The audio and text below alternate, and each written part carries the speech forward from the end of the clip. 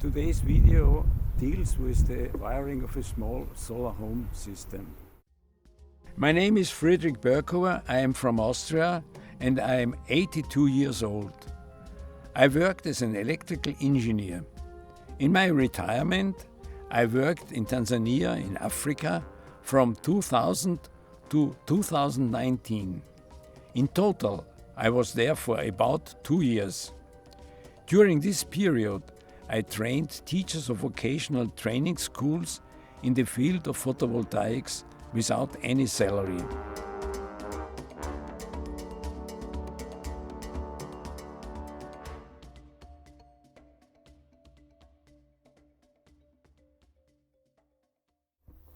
The connection of the main components in a small solar home system has to be done in a certain series.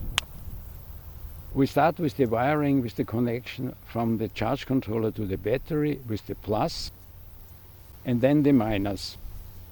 The second connection is the connection between the charge controller and the panel. We also start with the plus and then with the minus.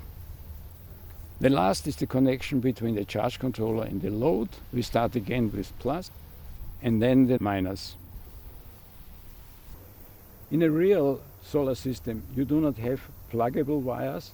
You have to connect the cables directly to the terminals of the charge controller. But the series must be the same. It is very necessary that you use terminals with screws. It is strictly forbidden to twist wire. In a real solar system, we have different lengths of cable connections. The longest one is the connection between the panel and the charge controller. Because of the length, it must have a very high cross-section, at least 4 to 6 square millimeters, as the voltage drop on this cable will reduce the charge of the battery.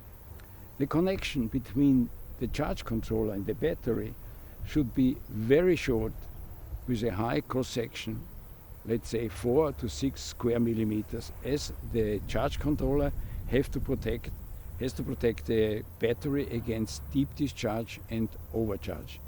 The connection to the load in a small solar home system can be done with 1.5 square millimeters, as the load is very low. Very important is the connection to the battery. On the training board we have clips. But in a real system you have screws and you have to make a very precise connection to the battery. And you have to look that the terminals of the battery should always be very clean. If you're interested for the whole training course, don't forget to subscribe and to activate your notification bell. Goodbye till to the next video.